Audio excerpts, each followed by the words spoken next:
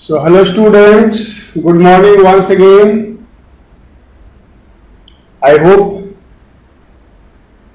you must have enjoyed your first video lecture और आपने उसको thoroughly अंडरस्टैंड किया होगा, नोट बनाया होगा और वो एक फर्स्ट इंट्रोडक्टरी लेक्चर था केमिकल काइनेटिक्स का, जिससे आपको उस चैप्टर का एक ओवरऑल फील आया होगा that what we are going to do in this particular chapter. सही है ना?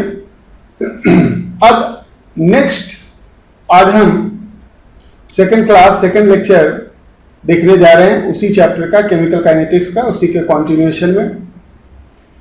तो आज के लेक्चर के बाद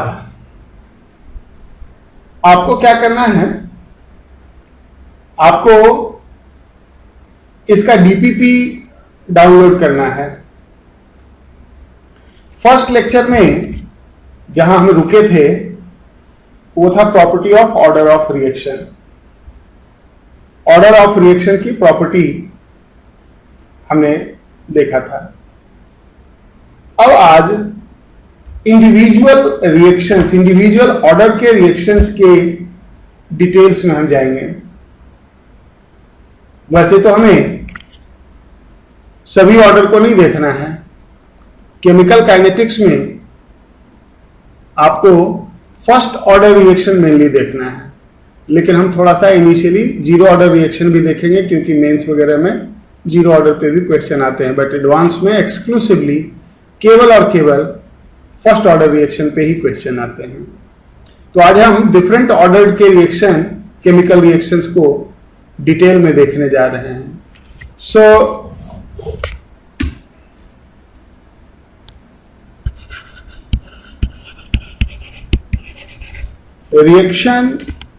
reactions of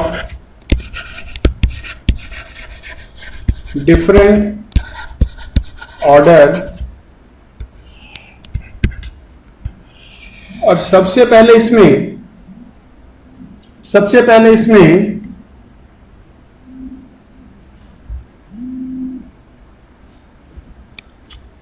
zero order reaction से हम स्टार्ट करेंगे।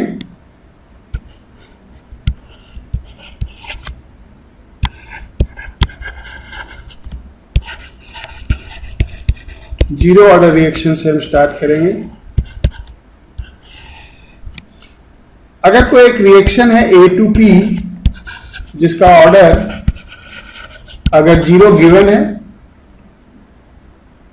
मैंने कल आपको बताया था कि ऑर्डर एक्सपेरिमेंटल क्वांटिटी है, ऑर्डर को हम लर्न नहीं कर सकते हैं दुनिया के सारे रिएक्शंस के ऑर्डर को, तो आपको बताया जाएगा कि ये जीरो ऑर्डर रिएक्शन है। तो अगर ऑर्डर जीरो है तो इसका रेट लॉ हम क्या लिखेंगे, -dA/dt and that will be equal to rate constant into concentration of A का power 0.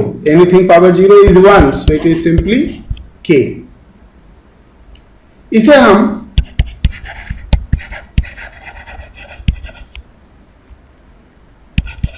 डिफरेंशियल रेट लॉ बोलेंगे for zero order reaction.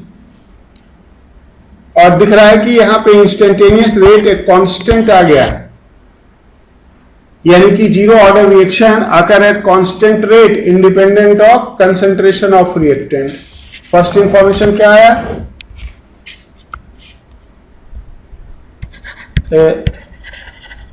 Zero order reaction occur at constant rate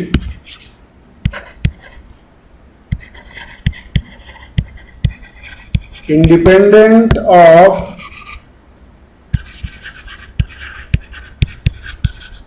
concentration of reactant। एक constant rate पे होगा, इसको reactant के concentration से कोई लेना देना नहीं होगा। क्या प्रैक्टिकली ऐसा रिएक्शन होता है? होता है। कुछ एग्जाम्पल मैं आपको रियल रिएक्शन का बताता हूं। जैसे decomposition of ammonia gas into nitrogen gas and hydrogen gas on the surface of platinum is an example of zero order reaction. ये कुछ एग्जाम्पल मैं आपको बता रहा हूं, इतने एग्जाम्पल याद रखेंगे, इससे ज्यादा की जरूरत नहीं। वो भी मेंस वगैरह में कुछ मेमोरी बेस्ड क्वेश्चन आते हैं तो उसके लिए हम याद रख सकते हैं। Photochemical formation of HCl from hydrogen and chlorine. Hydrogen gas chlorine gas को लाइट के प्रेजेंस में अगर हम छोड़ दें तो यहाँ पे HCl बनेगा। That is also an example of zero order reaction. ऐसे रिएक्शन को जो लाइट के प्रेजेंस में होता है क्या कहते हैं? फोटोकेमिकल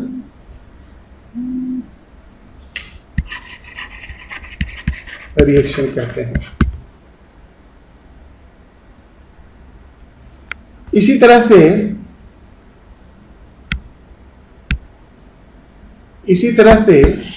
एक आध और example, decomposition of N2O laughing gas. अगर हम N2O का डिकम्पोजिशन करें ऑन प्लेटिनम सरफेस, अगर इसे हीट करें then it decomposes to nitrogen gas and oxygen gas.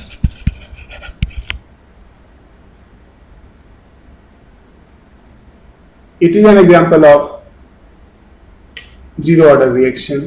Organic chemistry में एक रिएक्शन पढ़ेंगे हम, acid catalysed alpha halogenation of carbonyl compound. किसी कार्बोनाइल कंपाउंड को आयोडीन के साथ या और भी हेलोजन ले सकते हैं इन प्रेजेंस ऑफ एसिड। अगर हम कैटलिस्ट ट्रीट करते हैं तो इसके अल्फा पोजीशन पे आयोडीनेशन हो जाता and that is an example of zero order reaction.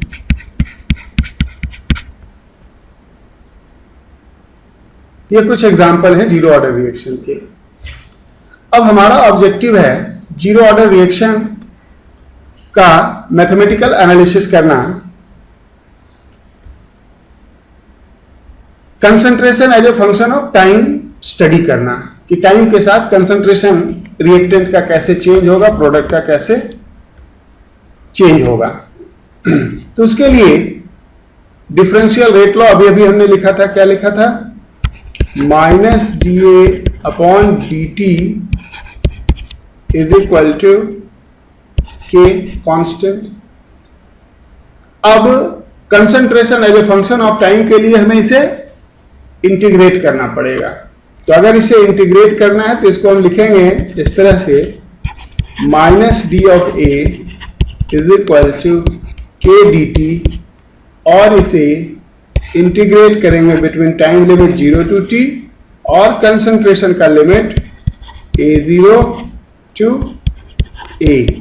यहां पे A0 स्टैंडर्ड नोटेशन है इनिशियल कंसंट्रेशन के लिए,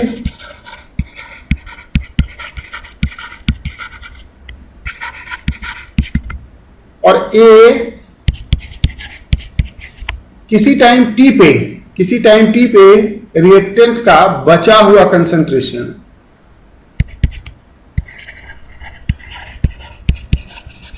concentration of A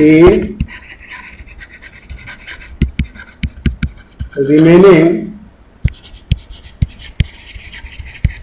unreacted at time t। तो अगर अब इसे इंटीग्रेट करें तो लेफ्ट साइड में dA का इंटीग्रेशन A हो जाएगा, लेफ्ट साइड में dA का इंटीग्रेशन A माइनस साइन लगा हुआ है, सो A और लिमिट लगाएंगे A0 टू A, और राइट साइड में सिंपली KT हो जाएगा, क्योंकि जब लिमिट लगाएंगे t पे t माइनस 0 तो t ही रह जाएगा। लेफ्ट साइड में माइनस साइन बाहर लगा हुआ है तो आप लिमिट चेंज कर सकते हैं, और इसलिए ये हो जाएगा A0 माइनस A। तो अगर concentration of A at any time T को लिखना हो यहां से तो क्या लिखोगे, A is equal to A0 minus of K T. सही है ना। अब इसमें वेरिएबल क्या क्या है, रिएक्टेंट का कंसंट्रेशन और टाइम। इनिशियल कंसंट्रेशन कांस्टेंट है और के रेट कांस्टेंट है। हमने कल बात की थी कि rate constant depends only on temperature and catalyst. तो कंसंट्रेशन ऑफ रिएक्टेंट और टाइम के बीच में एक linear relation, straight line relation दिख रहा है जिसका स्लोप नेगेटिव है माइनस के। तो अगर हम एक प्लॉट करें concentration of A versus time के बीच में, तो हमें कैसा ग्राफ मिलेगा, स्ट्रेट लाइन जिसका स्लोप माइनस ऑफ के होगा। So concentration of reactant decreases linearly with time, time के साथ लीनियर रिलेशन होगा। और ऐसे केस में जहां पे लीनियर वेरिएशन हो रहा हो, इंस्टेंटेनियस रेट, एवरेज रेट एक ही होगा और वो एक कांस्टेंट होगा। करेक्ट। तो जीरो ऑर्डर रिएक्शन में यही सब कुछ पूछा जा सकता है। अब यहां पे एक टर्म इंट्रोड्यूस कर रहे हैं काइनेटिक्स का, बड़ा इंपॉर्टेंट टर्म, जिसे हम हाफ लाइफ कहते हैं।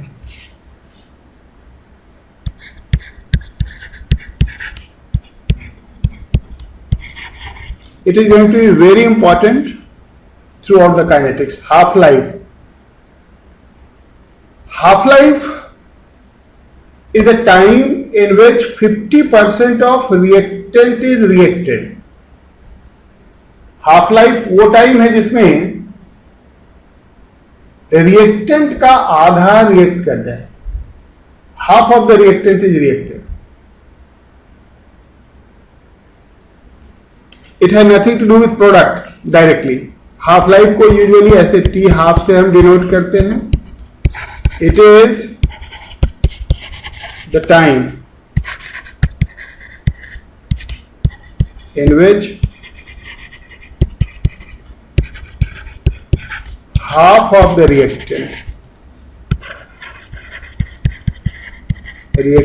that is 50% reacted।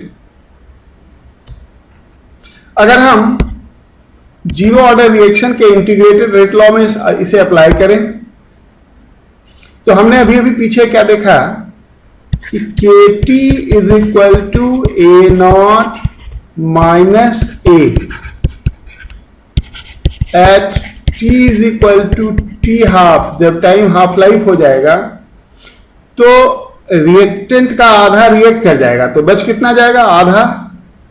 So A will be what, A0 minus A0 by 2। Half react कर गया तो A0 बाई 2 रह जाएगा। और अगर इसे सब्स्टिट्यूट कर दें इस इक्वेशन में, अगर इसे सब्स्टिट्यूट कर दें इस इक्वेशन में तो क्या दिखेगा,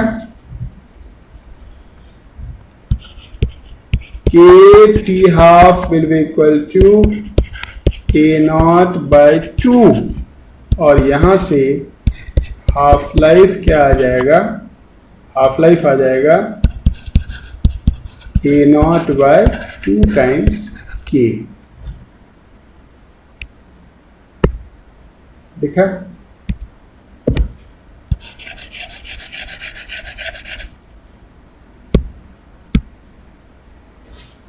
सो जीरो ऑर्डर रिएक्शन का हाफ लाइफ इनिशियल कंसंट्रेशन के डायरेक्टली प्रोपोर्शनल होगा। दिख रहा है ना? Half life is directly proportional to initial concentration and inversely proportional to rate constant.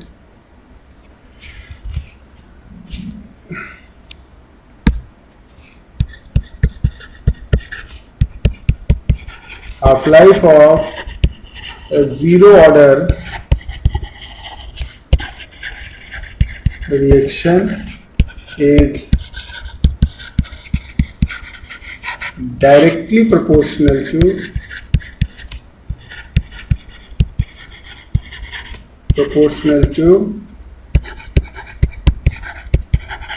initial concentration and inversely to rate constant. Rate constant हमने पिछले class में बात किया था, इट डिपेंड्स ऑन टेम्परेचर। तो अगर रेट कांस्टेंट कम ज़्यादा होता है तो उससे हाफ लाइफ का क्या रिलेशन होगा हम बता सकते हैं। तो जीरो ऑर्डर में बस इतनी सी बातें हैं, जीरो ऑर्डर में कोई खास बड़ी बातें नहीं है। तो अब हम स्टार्ट करते हैं first order reaction.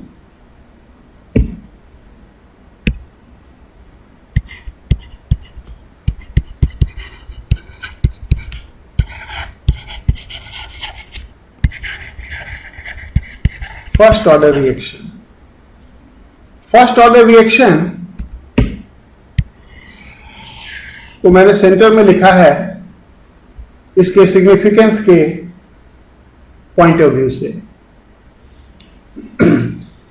First half of the chemical kinetics, chemical kinetics को हम दो हाफ में डिवाइड कर सकते हैं, फर्स्ट ऑर्डर रिएक्शन और सेकेंड में effect of temperature and catalyst, अगर हम आईआईटी के पॉइंट ऑफ व्यू से देखें तो फर्स्ट हाफ ऑफ काइनेटिक्स में अभी तक जो भी बातें हमने की है वो सब बेसिक टर्मिनोलॉजी और इंट्रोडक्टरी इंफॉर्मेशन था। एक्चुअल में आईआईटी के लिए काइनेटिक्स यहां से स्टार्ट होता है, लेकिन हम यहां से नहीं स्टार्ट कर सकते क्योंकि बेसिक इंफॉर्मेशन भी चाहिए, हम फर्स्ट टाइम पढ़ रहे हैं। तो अभी से लेके अगले 3-4 क्लास तक हम फर्स्ट ऑर्डर रिएक्शन को ही देख रहे होंगे, इसमें बहुत सारी चीजें हमें पढ़ना है। तो फर्स्ट ऑर्डर रिएक्शन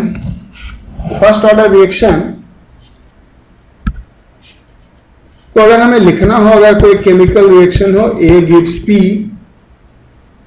इस रिएक्शन में अगर नोन हो कि ऑर्डर 1 है तो इसका रेट लॉ हम कैसे लिखेंगे?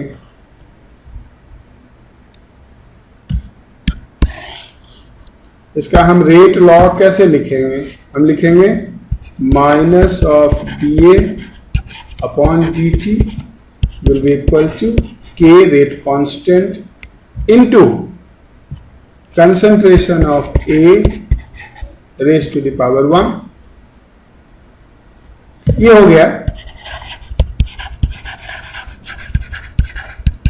Differential rate law for first order reaction. First order reaction का रियल एग्जांपल कुछ जरा देखें।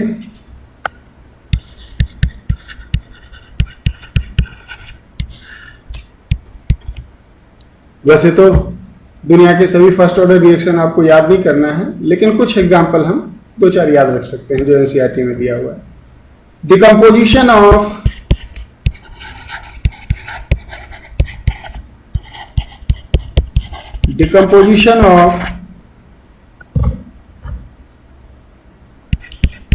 N2O5, नाइट्रोजन पेंटाऑक्साइड का डिकम्पोजिशन, गैसियस नाइट्रोजन पेंटाऑक्साइड का decomposition into NO2 and O2 is an example of first order reaction. इसी तरह से redox में हमने H2O2 का डिकम्पोजिशन पढ़ा था वॉल्यूम स्ट्रेंथ को डिफाइन करने के लिए। H2O2 decomposes to H2O and O2, which is also an example of first order reaction. Organic chemistry में अल्काइल हैलाइड आपने पढ़ लिया है, तो अल्काइल हैलाइड में all SN1 reaction, all E1 reaction, they are example of first order reaction. But the most important one is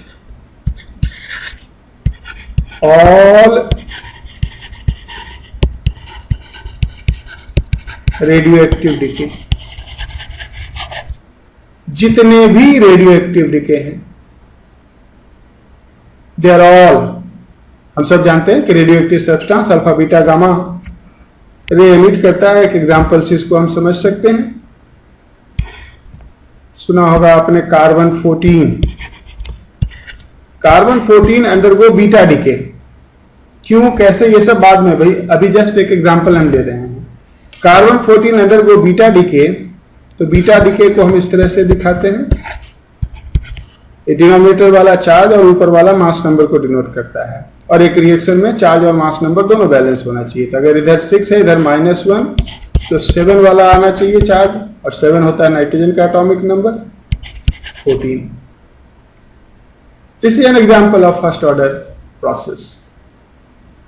तो जितने भी रेडियोएक्टिव प्रोसेस हैं, they are all example of first order reaction.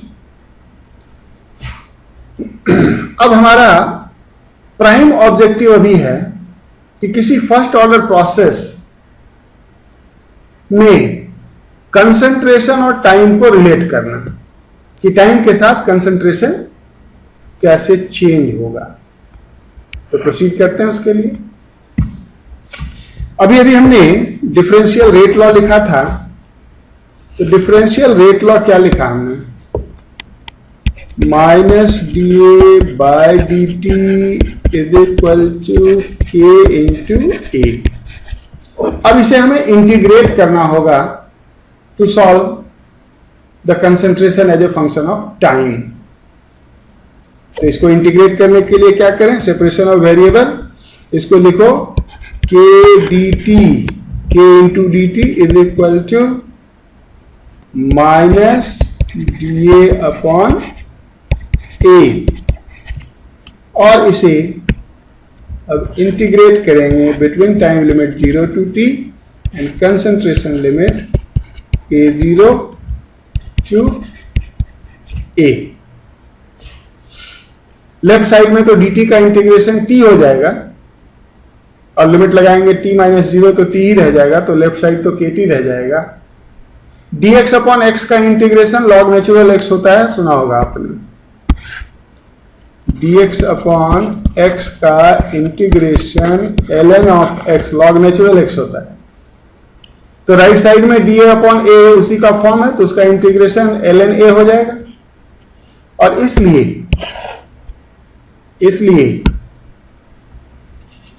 Left side में तो हो जाएगा integrate करने पे K into T. Right side में क्या होगा, -ln of A limit A0 A। जब लिमिट लगाएंगे upper limit minus lower limit, तो ln A minus ln A0 हो जाएगा, और बाहर में माइनस से उसको अंदर लेके जाओगे तो ln of A0 minus ln of A हो जाएगा। क्या रिलेशन है, KT is equal to ln of A0 minus ln of A। ये क्या है, बचा हुआ कंसंट्रेशन रिएक्टेंट का किसी टाइम t पे। ln x minus ln y log का प्रॉपर्टी ln x/y होता है, जिसे हम ln of A0/A भी लिख सकते हैं। ये हमारा फर्स्ट ऑर्डर प्रोसेस का एक मास्टर इक्वेशन आ गया। आगे इसको हम कई तरीके से तोड़ फोड़ करके देखेंगे, इसके एप्लीकेशन के एंगल, एप्लीकेशन के पॉइंट ऑफ व्यू से, बट ओरिजिन यही होगा, स्टार्ट यहीं से होगा। सो पहले तो इसका कुछ ग्राफिकल इंटरप्रिटेशन देखो। क्या दिख रहा है इसमें? वेरिएबल क्या क्या है? वेरिएबल है टाइम और concentration. Rate constant that depends only on temperature and catalyst. तो टाइम का कंसंट्रेशन ऑफ रिएक्टेंट रिमेनिंग के साथ क्या रिलेशन है? Logarithmic of concentration versus time में लीनियर रिलेशन है ना? अगर हम ln of a versus time, ln of a versus time का रिलेशन देखें तो एक linear relation with negative slope है।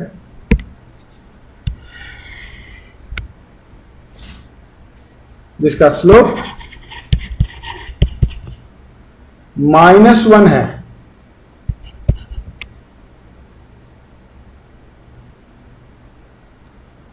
So logarithmic of concentration varies linearly with time। इसको एक और तरीके से भी लिखा जाता है। अगर हम देखें KT is equal to ln of A0 upon A, तो A0 अपॉन A क्या हो जाएगा? A0 अपॉन A हो जाएगा एक्सपोनेंशियल ऑफ KT। अगर x is equal to ln y होता है तो y is equal to e का पावर x होता है। तो यहां से कंसंट्रेशन ऑफ रिएक्टेंट के लिए अगर एक्सप्रेशन देखें, a को ऊपर ले जाए तो e का पावर KT डिनोमिनेटर में जाएगा। क्या हो जाएगा? A0 e का पावर माइनस ऑफ KT। ये एक्सपोनेंशियल फॉर्म में हमने इंटीग्रेटेड रेट लॉ को लिख दिया।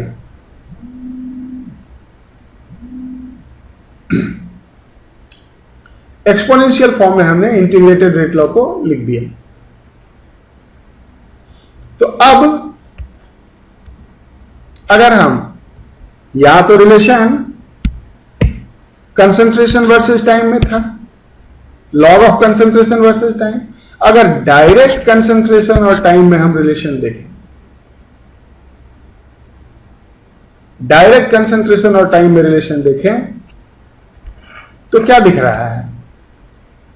जैसे जैसे हम T को इंक्रीज करेंगे KT इंक्रीज करेगा, माइनस लगा हुआ है, e का पावर माइनस KT डिक्रीज करेगा, A डिक्रीज करेगा। यानी कि टाइम के साथ कंसंट्रेशन ऑफ रिएक्टेंट डिक्रीज करेगा, लेकिन डिक्रीज एक्सपोनेंशियली होगा। टाइम को हम लीनियरली चेंज करेंगे, concentration of reactant exponentially decrease होगा। तो हम क्या कह सकते हैं? In A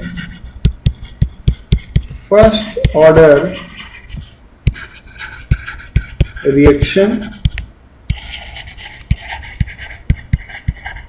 concentration of reactant decreases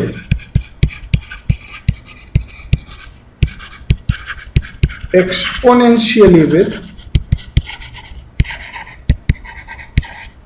time. Concentration of reactant decreases exponentially with time। यानी कि अगर हम A टू P जिसका ऑर्डर 1 है, अगर हम डायरेक्ट y एक्सिस पे कंसंट्रेशन लें और x एक्सिस पे टाइम लें, तो हम कह सकते हैं कि रिएक्टेंट का कंसंट्रेशन एक्सपोनेंशियली डिक्रीज करेगा टाइम के साथ। concentration of A will decrease exponentially with time। एक और बात इसमें देख सकते हैं, minus of dA by dt is also dP by dt। Coefficient दोनों साइड 1 है, तो जिस रेट पे A डिक्रीज करेगा उसी रेट पे P इंक्रीज होगा। यानी कि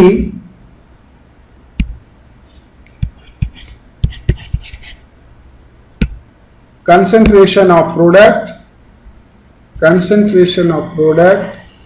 will increase exponentially with time. Reactant का कंसंट्रेशन एक्सपोनेंशियली डिक्रीज करेगा और साइमल्टेनियसली प्रोडक्ट का कंसंट्रेशन एक्सपोनेंशियली इंक्रीज करेगा। तो इस तरह से कंसंट्रेशन और टाइम का वेरिएशन होगा। इसको एक आध और तरीके से हम देख सकते हैं। सपोज करो ये एक फर्स्ट ऑर्डर रिएक्शन है। इस रिएक्शन का ऑर्डर 1 है। अब अगर इनिशियल अमाउंट रिएक्टेंट का A है, उस समय प्रोडक्ट 0 है, और किसी टाइम T पे अगर प्रोडक्ट X है तो रिएक्टेंट कितना बच जाएगा? A minus x. और अगर इनको हम सब्स्टिट्यूट कर दें ऊपर एक्सपोनेंशियल इक्वेशन में, एक्सपोनेंशियल इक्वेशन क्या था? A is equal to A not E का power minus K T. A क्या है? बचा हुआ concentration A minus x. A not क्या है? Initial A। यहां से हम प्रोडक्ट का कंसंट्रेशन का रिलेशन निकाल सकते हैं। क्या लिखेंगे? A माइनस एक्स इसके लिए is equal to A E का power minus of K T. यहां से अगर हम x को सेपरेट करें तो x क्या हो जाएगा?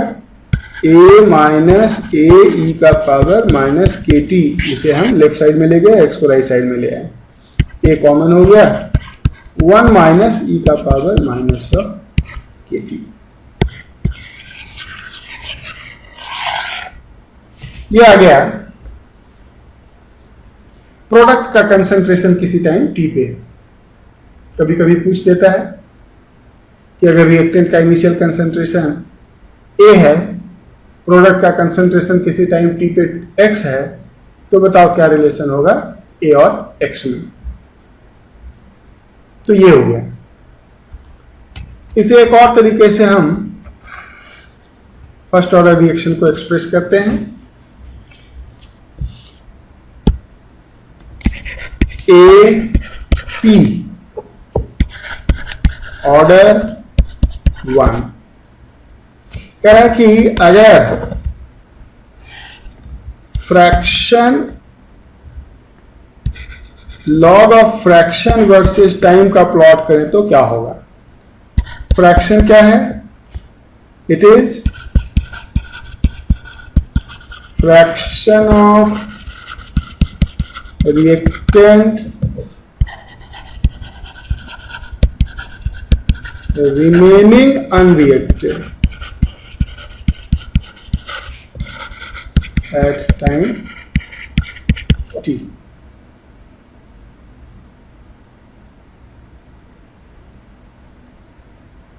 fraction of reactant remaining unreacted at time t।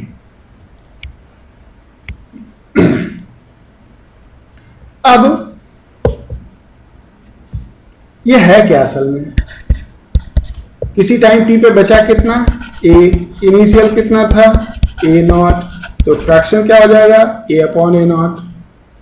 हमारे पास क्या रिलेशन था? K T is equal to ln of A not upon A।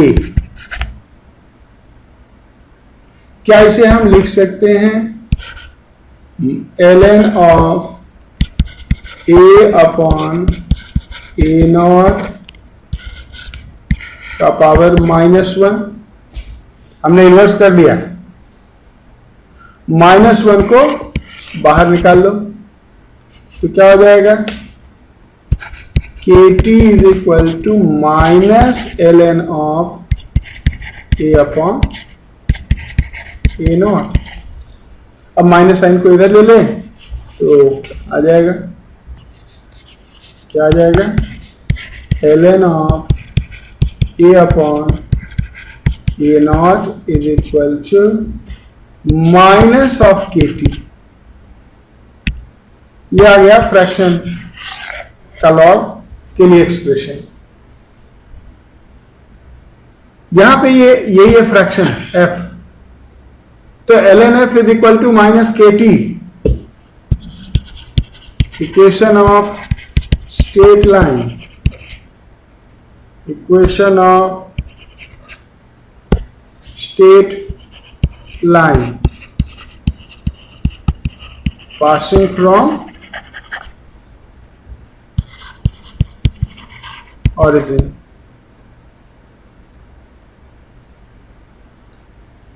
अब इक्वेशन होगा कैसे?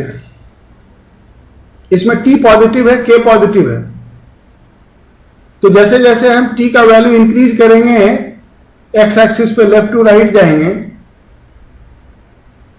तो kt का value more and more positive, तो minus kt more and more negative, यानी कि बाई नीचे होता जाएगा। यानी कि x जब हम ओरिजिन से पॉजिटिव x डायरेक्शन की तरफ जाएंगे, तो ln f का वैल्यू निगेटिव y डायरेक्शन में जाएगा। यानी कि ये फोर्थ क्वाड्रेंट में ग्राफ होगा कुछ इस तरह का।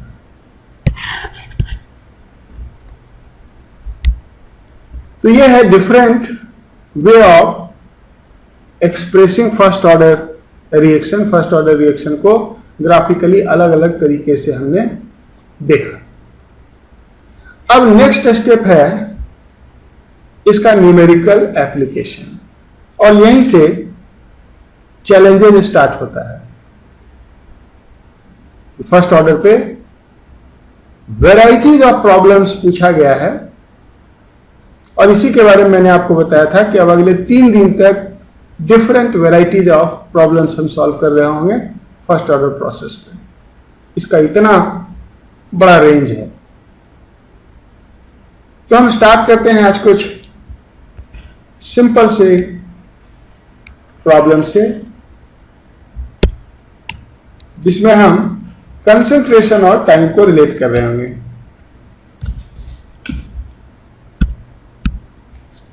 Suppose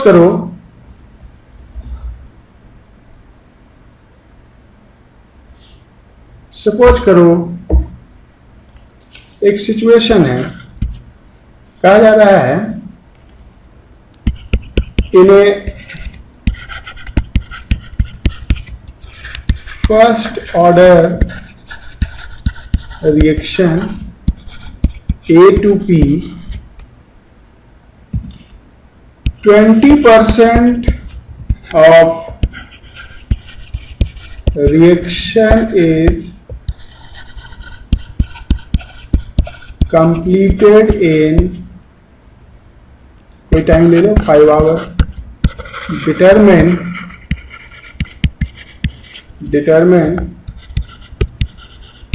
time in which 80% of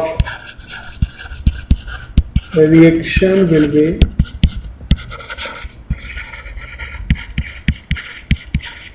completed. Question का ऑब्जेक्टिव सबसे पहले समझो। 20% रिएक्शन कंप्लीट हो गया 5 आवर में, यानी कि अगर आप 100 मोल ऑफ ए लेते हैं तो 20% उसमें से रिएक्ट करके पी बना देगा पहले 5 घंटे में। तो अगर 80% रिएक्ट करना है तो कितना टाइम लगेगा? और ये फर्स्ट ऑर्डर प्रोसेस है, एलिमेंट्री यूनिटरी मेथड से नहीं सॉल्व कर देंगे इसे। तो सिचुएशन क्या है, हमें दिया गया है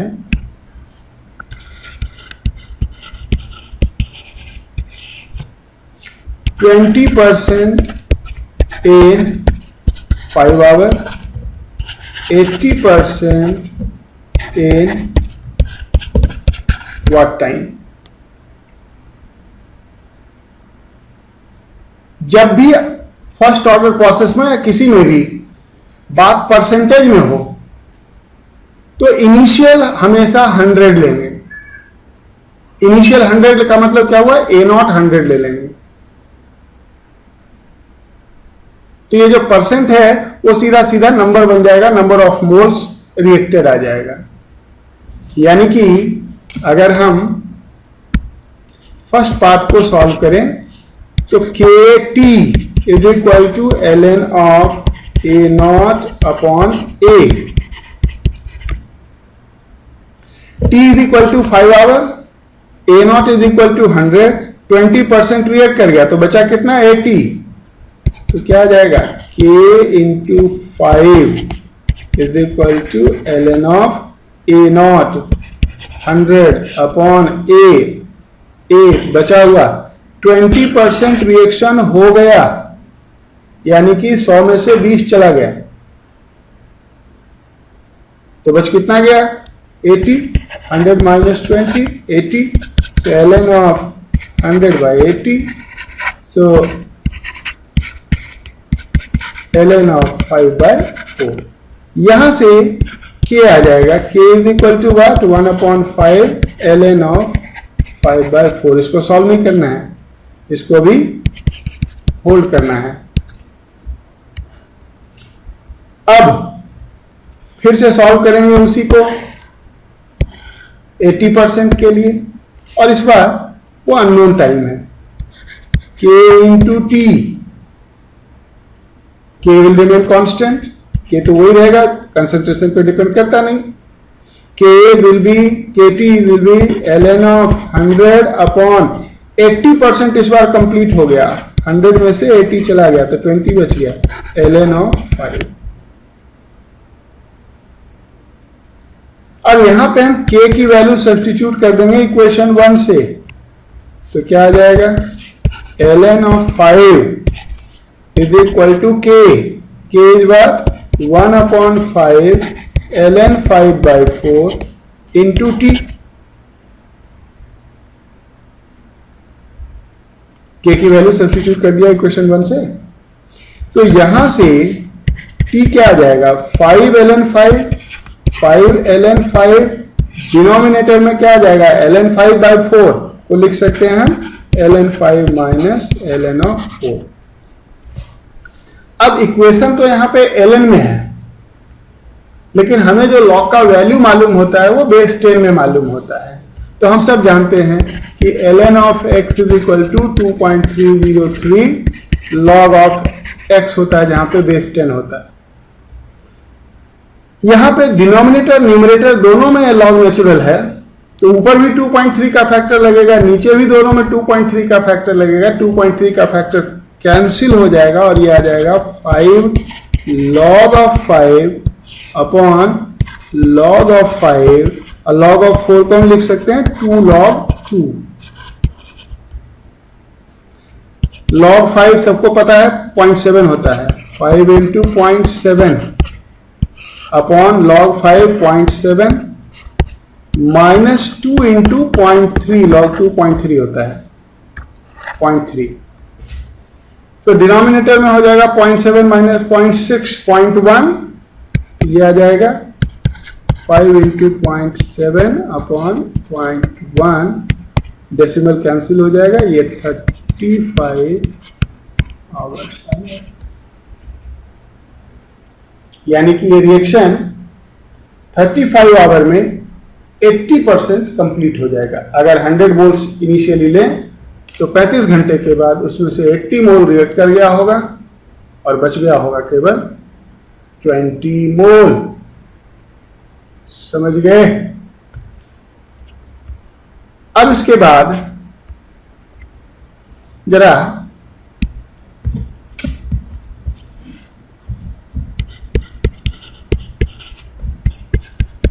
हाफ लाइफ हम डिफाइन करते हैं फर्स्ट ऑर्डर के लिए।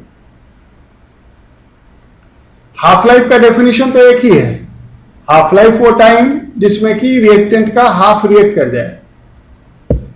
तो क्या होगा, at t is equal to T half, A कितना बचेगा, a0/2, और जब इसे सब्स्टिट्यूट करोगे kt is equal to ln of a0/a में, तो क्या होगा, kt half is equal to ln of a0 upon a0/2 A not cancel, 2 numerator में आ जाएगा ln ऑफ 2। यहां से half life ln of 2 upon K, ln 2 को 2.3 log 2 लिखेंगे अपॉन के log 2.3, 2.3 into 0.3 0.69 अपॉन के।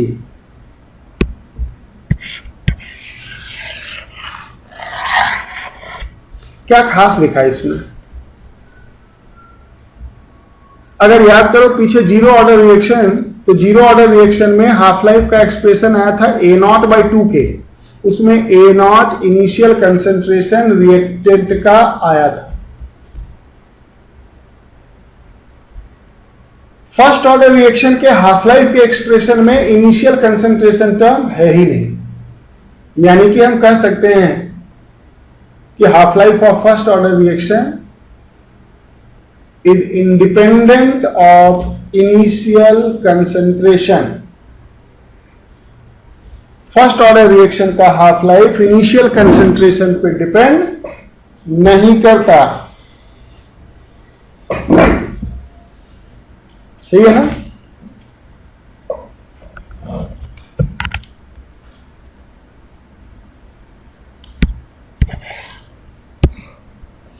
क्या कंक्लूजन से ड्रॉ करेंगे?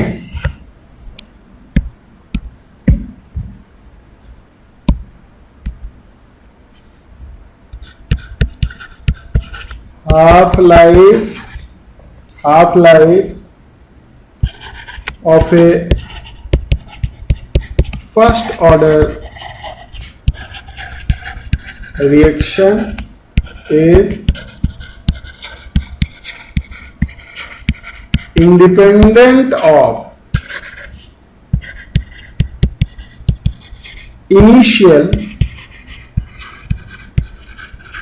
concentration. Is independent of initial concentration. This is the only chemical reaction जिसमें हाफ लाइफ इनिशियल कंसंट्रेशन पे डिपेंड नहीं करता। जीरो ऑर्डर में तो मैंने दिखाया ही था, आगे मैं आपको दिखाऊंगा सेकंड ऑर्डर, थर्ड ऑर्डर और किसी भी ऑर्डर के रिएक्शन का हाफ लाइफ डिपेंड करता है इनिशियल कंसंट्रेशन पे। नहीं डिपेंड करता है तो सिर्फ फर्स्ट ऑर्डर। तो अगर मैं यहीं पे आपसे पूछूं कि फर्स्ट ऑर्डर का हाफ लाइफ किस चीज पे डिपेंड करेगा, तो के पे। के किस पे डिपेंड करता है? टेम्परेचर एंड कैटलिस्ट पे। सो हम कह सकते हैं कि half life of first order reaction depends only on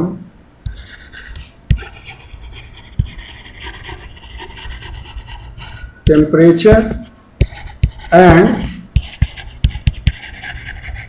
catalyst.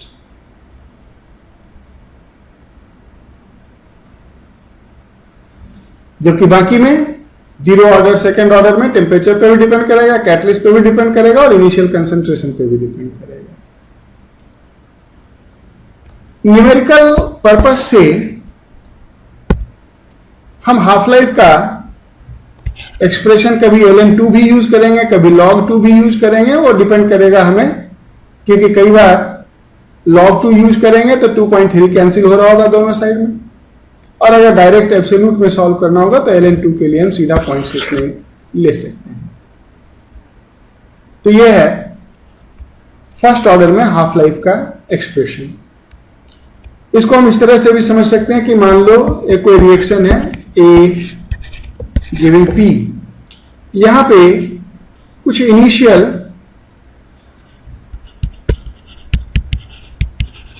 Amount इसका से 5 मोल, 10 मोल, 15 मोल, ये सब मोल हमने ले लिया। अगर इसका हाफ लाइफ से इसका हाफ लाइफ 1 आवर है, तो 1 आवर में अगर 5 मोल लोगे तो 1 आवर में ये 2.5 हो जाएगा। लेकिन अगर 10 मोल लोगे तो वही 1 आवर में है, ये 5 हो जाएगा। और अगर 15 लोगे तो वही 1 आवर में ये 7.5 मोल हो जाएगा इफ टेम्परेचर इज कांस्टेंट। यानी कि आप जो भी अमाउंट लोगे उसी टाइम में उसका आधा हो जाएगा, जो हाफ लाइफ है उतने में ही उसका आधा हो जाएगा। समझ गए इस बात को? तो इस तरह से हम फर्स्ट ऑर्डर के हाफ लाइफ को डिफाइन करते हैं।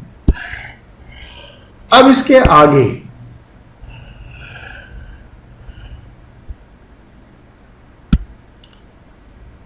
कुछ हाफ लाइफ को इंक्लूड करते हुए प्रॉब्लम को सॉल्व करेंगे। सपोज करो एक सिचुएशन है, कह रहा है in a first order reaction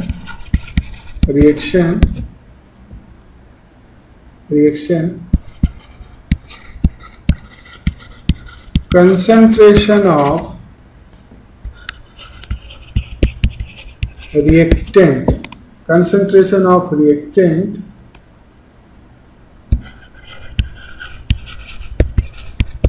remaining unreacted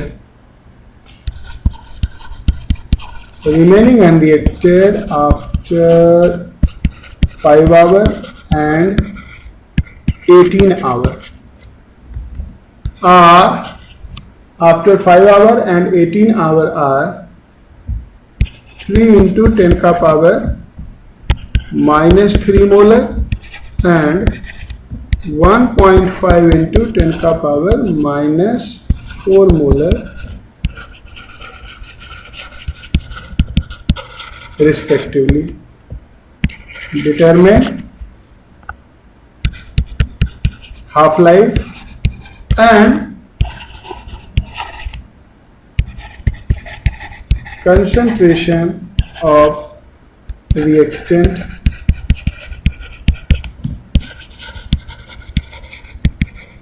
remaining after, तो एक टाइम ले लेते हैं,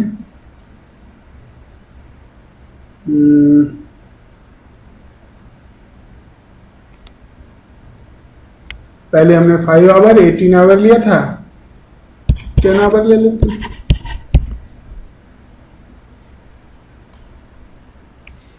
या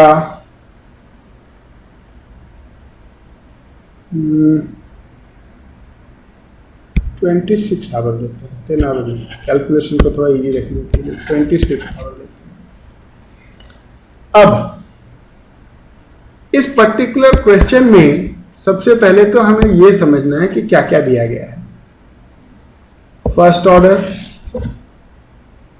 concentration of reactant remaining unreacted after 5 hour and after 18 hour, दो टाइम है और उन दो अलग अलग टाइम पे जो बचा हुआ रिएक्टेंट का कंसंट्रेशन है वो दिया गया है 3 into 10 का पावर -3 एंड 1.5 into 10 का पावर -4 मोलर। जरा इसको फॉर्मेट करते हैं। A giving P, concentration as a function of time, T is equal to 5 our पे इसका कंसंट्रेशन बचा हुआ कितना है 3 into 10 का power -3। T is equal to 18 hour पे इसका कंसंट्रेशन 1.5 into 10 का पावर -3।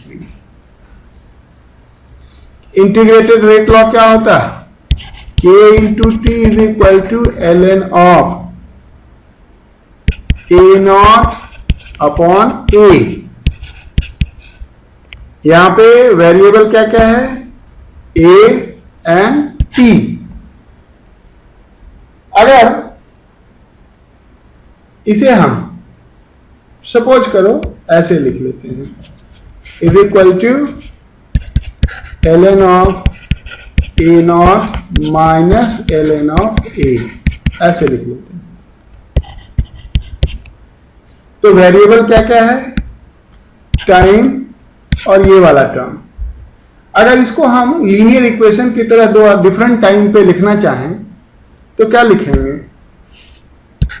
कि t1 is equal to ln of A not minus ln of a1, concentration of reactant remaining unreacted after time t1 is a1, and t2 is equal to ln of a not, initial तो वही है, एक ही reaction continuation में चल रहा है, minus ln of a2। अगर हम 2 में से 1 को सब्ट्रैक्ट कर लें,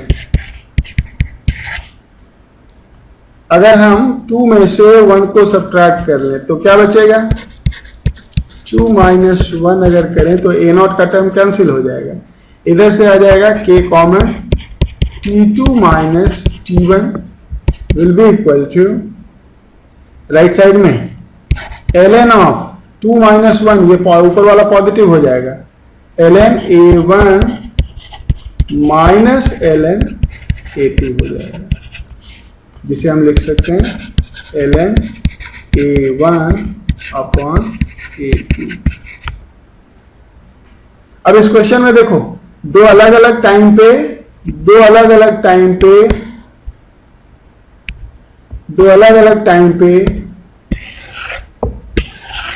करस्पॉन्डिंग कंसंट्रेशन दिया हुआ, वही तो चाहिए, कंसंट्रेशन यहां, टाइम यहां, है ना।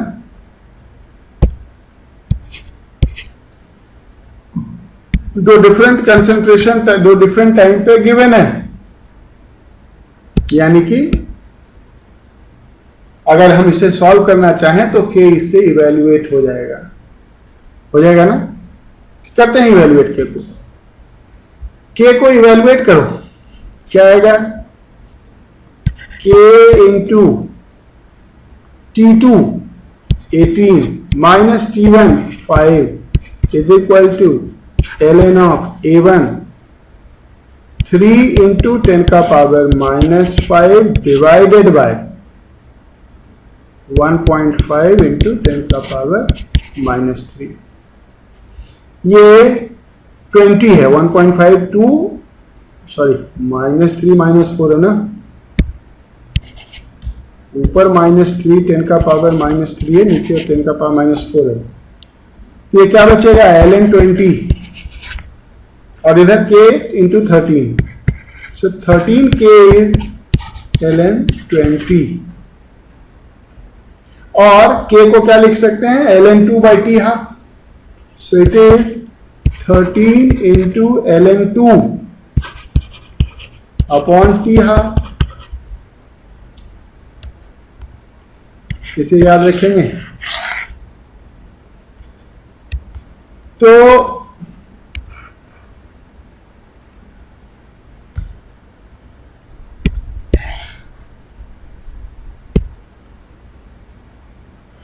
टी हाफ यहां से क्या आ जाएगा? टी हाफ अगर लिखना हुआ तो टी हाफ को इधर ले आओ, ln 20 को नीचे ले जाओ, तो 13 ln 2 अपॉन ln 20। अब ऊपर नीचे ln है तो उसको log लिख सकते हैं, सो 13 into log 2 upon log 20, 13 into log 2.3 और log 20 हो जाएगा 1.3। log 20 को log 10 प्लस 2 लिखेंगे, log 10 plus log 2, log 10 is 1, log 2 is 0.3। So what it is? It is 30 hours. 30 hour or 3 hour? 3 hour, sorry 3 hour। Decimal जाएगा 13 से 13, 3 our.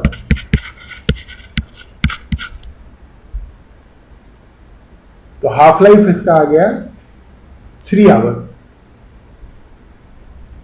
अब एक और टाइम पे कंसंट्रेशन हमें मालूम करना है, और वो टाइम है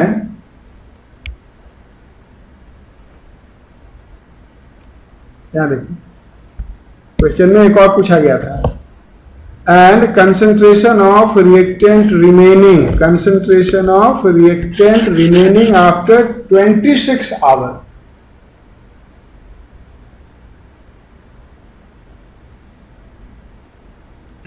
आवर के बाद कंसंट्रेशन ऑफ रिएक्टेंट कितना बचेगा। अब फिर से अगर हम उसी को सॉल्व करें कि T2 minus T1 is equal to ln of A1 by A2 को, इस बार हम T1 ले लेते हैं 18 आवर, ये दिया हुआ हमें टाइम, जहां पे A1 1.5 इंटू 10 का पावर माइनस 4 है, T2 26 आवर, A2 अननोन है, यही है ना।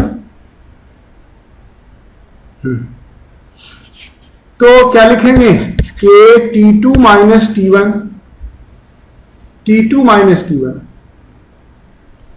26 minus 18 will be equal to ln of A1.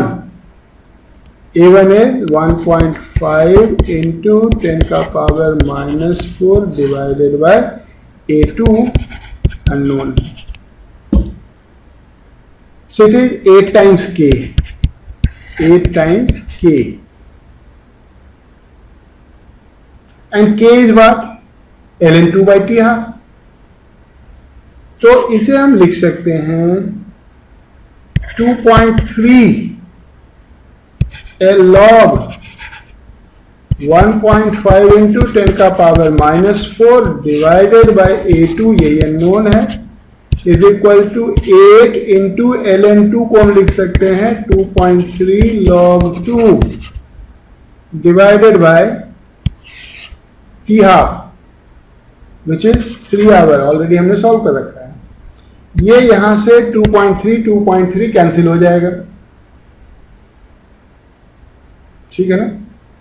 और log 2 0.3 होता है, ये आ जाएगा 8 into 0.3 upon 3, so it will be 0.8, so it will be 0.8. तो log ऑफ 1.5 इंटू 10 का power minus 4 upon A2 is 0.8। अब देखो हमें इसका एंटी लॉग लेना पड़ेगा, तो एक अंदाज लेना पड़ेगा। log 5 का वैल्यू 0.7 होता है,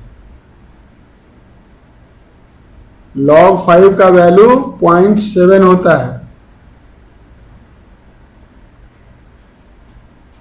और log 8 का वैल्यू 0.9 होता है। अंदाज लगा रहे हैं। log 5 तो आप सब जानते हैं 0.7 होता है, और log 8 को हम लिख सकते हैं 3 log 2 0.9, यानी कि 0.8 किसका एंटी लॉग होगा? 5 और 8 के बीच का कोई वैल्यू होगा। log 7.85 होता है, यानी कि 7 से भी थोड़ा कम ही होगा। log 6 कितना हो जाएगा? log 2 प्लस log 3 इज 0.48, हाँ 0.6, log 6 के करीब हो जाएगा। तो दिया जाता है वहां पे एंटी लॉग ऑफ 0.8। तो ये 1.5 इंटू 10 का पावर माइनस 4 अपॉन A2, ये अप्रोक्सीमेटली 6 हो जाएगा 0.8 का एंटी लॉग, अप्रोक्सीमेटली 0.6 हो जाएगा।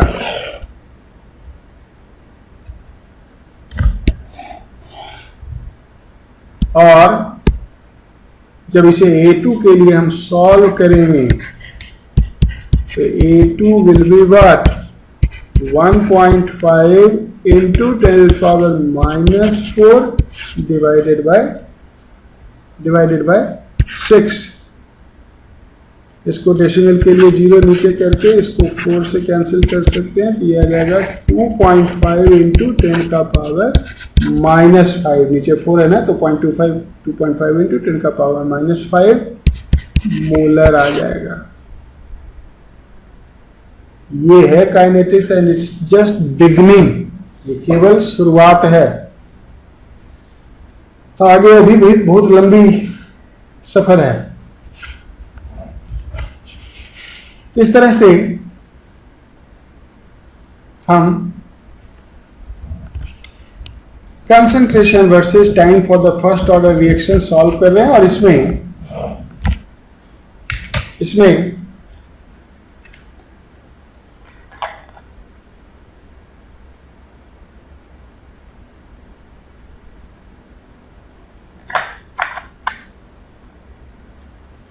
हाफ लाइफ को भी हमने इंट्रोड्यूस कर दिया है।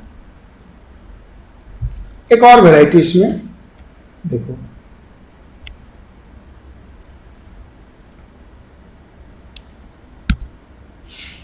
एक क्वेश्चन है, कह रहा है in a first order reaction A to P, rate of reaction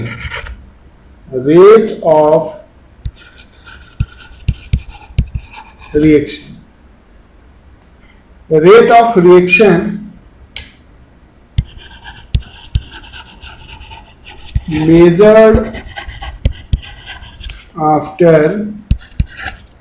10 minutes and 20 minutes are 0.5 mole per liter per minute and 0.4 mole per liter per minute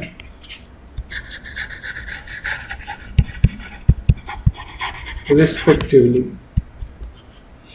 Determine half-life and rate after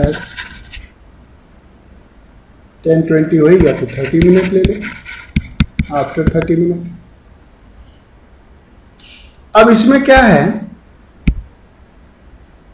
rate है, rate of reaction. और कौन सा rate? Instantaneous rate. कितने time के बाद? 10 minute और 20 minute के बाद रेट दिया गया है। सबसे पहले देखो ये इंस्टेंटेनियस रेट होगा क्या?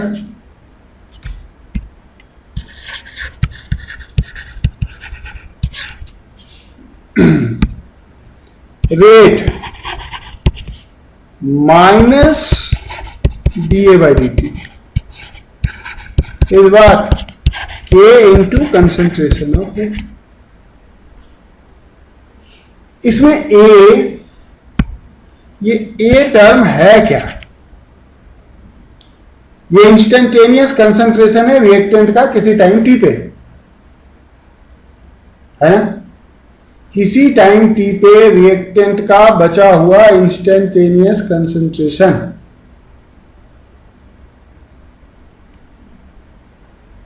और ये है इंस्टेंटेनियस रेट। अगर इंस्टेंटेनियस रेट को हम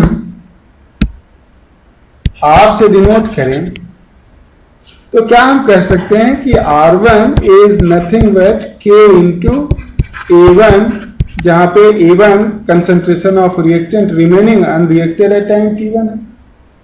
और इसी तरह से हम लिख सकते हैं R2 is equal to K into A2। और अगर इनका हम रेशियो लें, रेट का रेशियो, इंस्टेंटेनियस रेट का रेशियो, अगर इनके रेशियो लें हम R1 अपॉन R2, तो ये क्या हो जाएगा? राइट साइड को जो डिवाइड करेंगे तो के कैंसिल हो जाएगा, concentration of A1 upon concentration of A2। और ये concentration of reactant, instantaneous concentration of reactant का रेशियो अभी अभी हमने देखा था, आया था दो इंटीग्रल रेट लॉ को सब्ट्रैक्ट करके। देख सकते हैं फिर से जरा, यहां देखो के T2 minus T1 is equal to ln A1 by A2। हमारे पास दो रेट है, दो अलग अलग टाइम पे, और रेट का रेशियो से A1 बाई A2 आ जाएगा, तो A1 by A2 is R1 by R2 और T बाई T2 T1 दिया हुआ है, यहां से के सॉल्व हो जाएगा। सही है ना? तो अगर इसे हम सॉल्व करें उसी तरह से तो हम क्या लिख सकते हैं कि T2 minus T1 will be equal to ln of A1 by A2।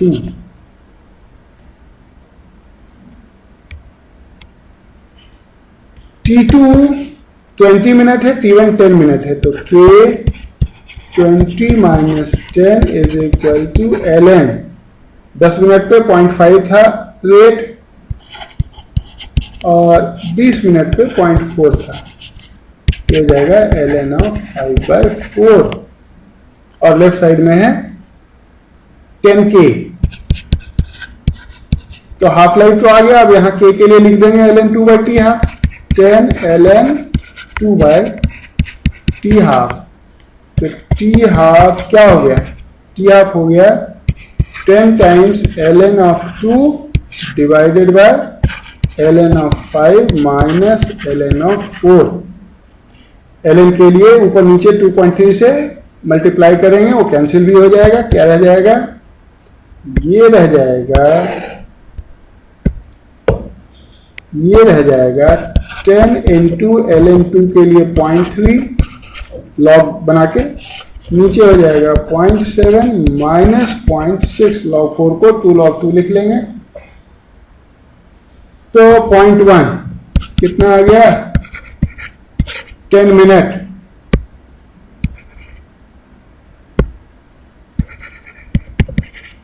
ही आ गया हाफ लाइफ।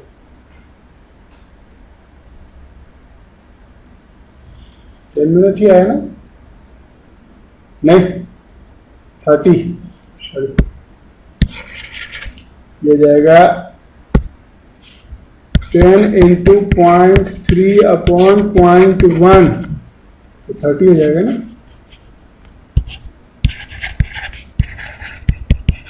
30 मिनट आ गया हाफ लाइफ।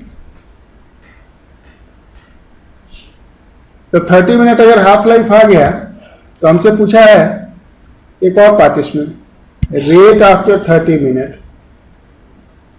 30 मिनट को 3 टाइम ले लो, तो क्या लिखेंगे, ऑल्सो के T3 माइनस T2 कर लो, ये हो जाएगा ln of A2 upon A3। T2 minus T1 होता है तो A1 बाई A2, तो T3 माइनस T2 तो T2 A2 बाई A3, और इसे हम लिख सकते हैं अब ln of R2 by R3, जहां पे R2 R3 रेट है, R2 नोन है। अब इधर वैल्यू सब्स्टिट्यूट करते हैं, K को हाफ लाइफ के टर्म में लिख देते हैं, या ऐसे ही रहने दो, 10K के टर्म में ही रहने दो, तो ये आ जाएगा K into T3 30 minute, T2 20 is equal to ln of R2 by R3। अब इसमें इधर हो गया फिर से 10K, so 10K is ln of R2 by R3, और 10K का वैल्यू पीछे हमने निकाल रखा था, यहां देखो अभी भी निकाला था, यहाँ 10K is ln 5 by 4, 10k is ln 5/4। तो यहां पे सब्स्टिट्यूट कर देते हैं 10k का वैल्यू ln 5/4। तो यहां से ln को एलिमिनेट कर देंगे तो आ जाएगा R2/R3 is equal to 5/4 is equal to R2 known है 0.4, R3 मालूम करना है। तो R3 क्या आ जाएगा 4 इंटू 0.4 1.6/5। ये आ जाएगा कितना 5 3 या 15 116 5 3 या 15 116 10.32 मोल पर लीटर पर मिनट। समझा कुछ?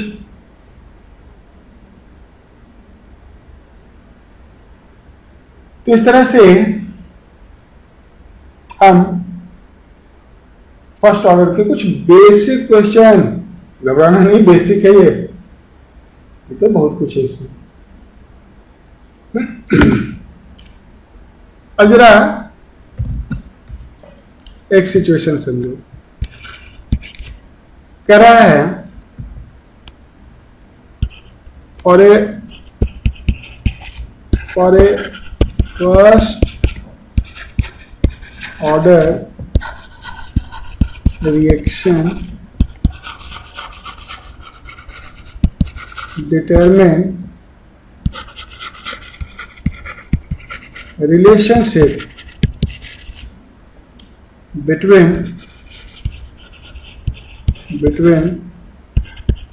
half-life and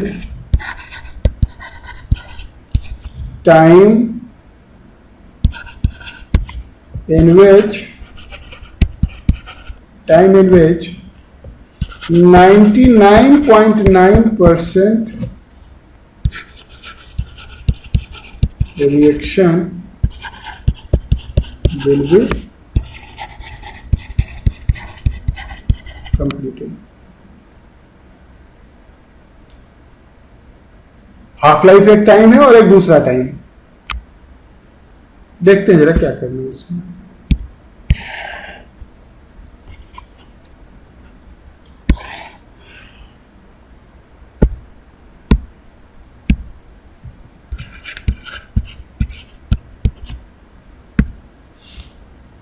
हाफ लाइफ तो मालूम है, ये होता है ln2/k।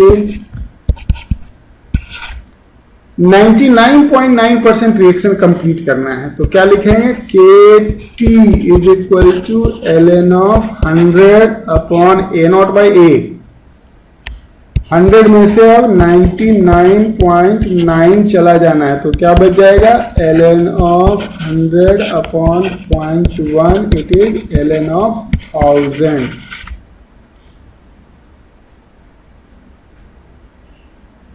अब इसमें हमें रिलेशन लेना है टी हाफ और टी में। तो क्या लिखेंगे T is equal to ln of 1000 divided by K, और K के लिए यहां से ऊपर वाले से सब्स्टिट्यूट कर देंगे। K is equal to ln2/T half, so it is ln 1000 divided by K के लिए क्या लिखो नीचे ln2/T half। T half numerator में चला जाएगा और ln के लिए 2.3 कैंसिल कर देंगे तो ऊपर हो जाएगा log of 1000, नीचे हो जाएगा log of 2। log of 1000 is 3, log of 2 is 0.3, so it is T half 3/0.3, so it is 10 times T half। so T 99.9% and T half में क्या रिलेशन है it will be 10 times half-life. समझिए इस बात को। अब एक सिचुएशन और समझो, पहले की जनरलाइजेशन समझो। सपोज करो कोई एक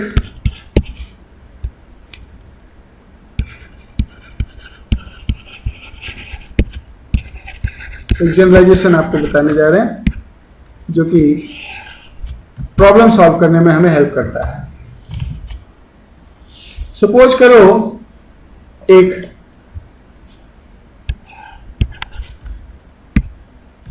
फर्स्ट ऑर्डर प्रोसेस है जिसमें रिएक्टेंट के इनिशियल कंसंट्रेशन को हम ए से डिनोट करते हैं।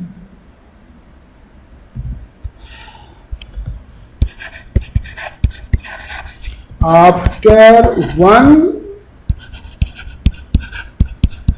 हाफ लाइफ ए कितना बचेगा? आधा चला गया तो A0/2। अब इसके बाद अगर एक और हाफ लाइफ हो गया, मान लो सपोज करो कि हाफ लाइफ 5 आवर है, तो 5 आवर में A/2 हो गया। अगर नेक्स्ट 5 आवर और रिएक्शन को होने दें तो अब अगले 5 आवर में ये A/2 इनिशियल कंसंट्रेशन होगा, इसका आधा हो जाएगा। यानी कि आफ्टर 2 हाफ लाइफ ए कितना बचेगा? अब इसका आधा हो जाएगा, तो 1/2 ऑफ A/2, जिसे हम लिख सकते हैं A इंटू 1/2 का पावर 2।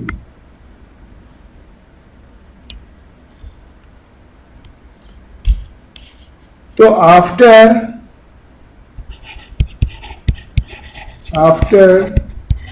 3 हाफ लाइफ ए कितना होगा? तो अब जो सेकेंड हाफ लाइफ के बाद बचा था उसका आधा हो जाएगा।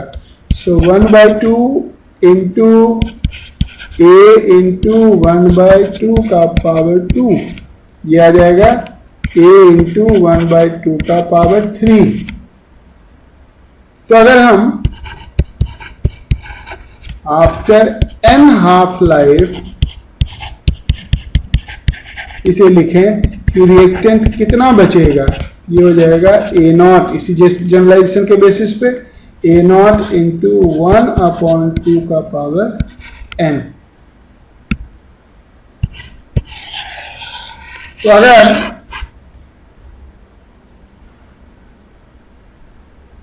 टाइम हाफ लाइफ के मल्टीपल में दिया हुआ है तो ये थोड़ा आसान होगा यहां से वर्किंग करना। जैसे एक सिचुएशन लेके देखते हैं, एक क्वेश्चन सॉल्व करते हैं जिसमें इस जनरलाइजेशन को यूज करेंगे। कह रहा है ए ड्रग मतलब medicine, a drug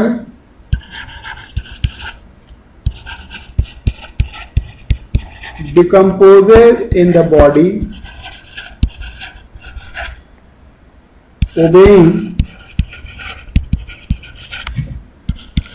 first order process with half-life 6 hours. A patient मरीज takes a dose of 500 milligram at a regular interval of 6 hours. Determine the amount of drug remaining in his body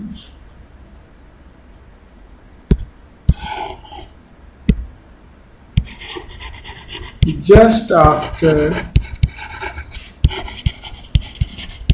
taking fourth dose।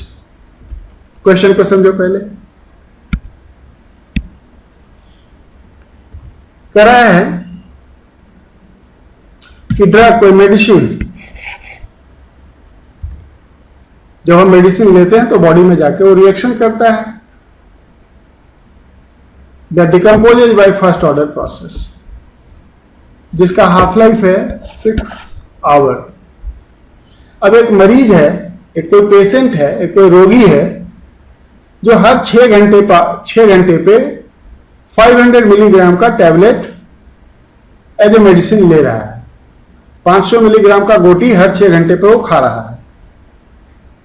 तो जिस समय वो 4th tablet लिया होगा, जिस time पे वो 4th टैबलेट खाया होगा, उस समय उसके बॉडी में आइडियली मेडिसिन का कितना अमाउंट बचा होगा, ये है क्वेश्चन। अब देखो, हाफ लाइफ भी 6 आवर है और वो खा भी रहा है 6-6 घंटे पे, यानी कि हाफ लाइफ के इंटरवल पे। तो इसे हम इस तरह से देख सकते हैं,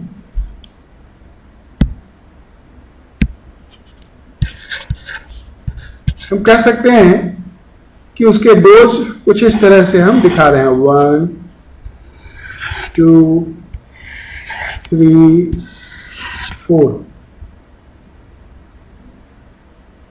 और इसके बीच का इंटरवल हर जगह हाफ लाइफ का है, 6 आवर का है। Just after taking 4th dose, ये डोज 1 2 3 4, 4th डोज तो अभी अभी खाया ही है, तो पूरा ही पूरा रहेगा। बेटर होगा हम फ्रैक्शन पहले निकाल लें।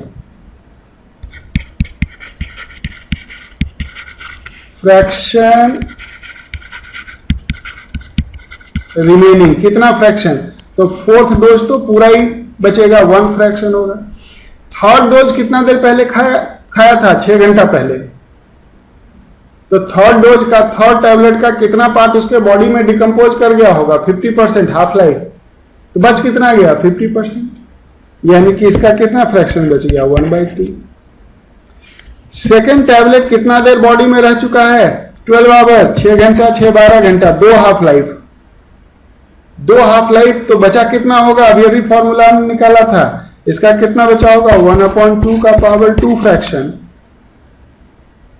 फर्स्ट वाले 1 2 3 हाफ लाइफ, 18 घंटा बॉडी में रह गया, 3 हाफ लाइफ। तो 3 हाफ लाइफ के बाद कितना फ्रैक्शन उसका बचा होगा? 1/2 का पावर 3। इन सबको अगर ऐड कर दें तो टोटल मेडिसिन का अमाउंट आ जाएगा। तो टोटल ड्रग रिमेनिंग कितना बचा? 500 टाइम्स 1 + 1/2 + 1/4 + 1/8। एलसीएम ले लेंगे तो 8 आ जाएगा, 8 आ जाएगा। इधर फर्स्ट टर्म 8 हो जाएगा, सेकेंड टर्म 4 हो जाएगा, third term 2, last term 1। 2 1 3 4 7 8 15। So 500 into 15/8. 8 6 48, 250, 20 20, 8 2 16, 4 20, 40 48, 5 times into 15, 62.5 into 15, so 625 का 1.5 गुना, 625 and 312.5, 937.5। 937.5 मिलीग्राम, इतना मेडिसिन उसके बॉडी में 4th डोज के बाद बचा होगा। तो फर्स्ट ऑर्डर में कुछ एलिमेंट्री लेवल के सिचुएशन मैंने अभी आपको कराए हैं। इसमें कुछ और वैरायटी अभी प्रॉब्लम का मैं आपको कराऊंगा, और उसके बाद फिर इसमें हम डिफरेंट केस को देखेंगे। अभी तो हम सीधा कंसंट्रेशन टाइम को रिलेट कर रहे हैं, हमें इसमें गैसियस रिएक्शन पढ़ना है। गैसियस रिएक्शन में आपको प्रेशर के टर्म में इंफॉर्मेशन होगा कि इनिशियल प्रेशर ये है, इतने टाइम के बाद 1 घंटे के बाद ये है, तो बताओ 2 घंटे के बाद क्या होगा, और इस तरह से बात धीरे धीरे आगे बढ़ेगी। तो इसके बाद अब आप DPP 1.1 एंड 1.2 ट्राई कर सकते हैं। Try DPP 1.1 and 1.2। तो कल इस कैटेगरी को कंप्लीट करेंगे पहले, और उसके बाद अगर उसमें टाइम बचा तो DPP के कुछ क्वेश्चन उसी में लेंगे, नहीं तो फिर नेक्स्ट लेक्चर में DPP के कुछ क्वेश्चंस को मैं सॉल्व करके दिखाऊंगा। तो आज के लिए इतना काफी है।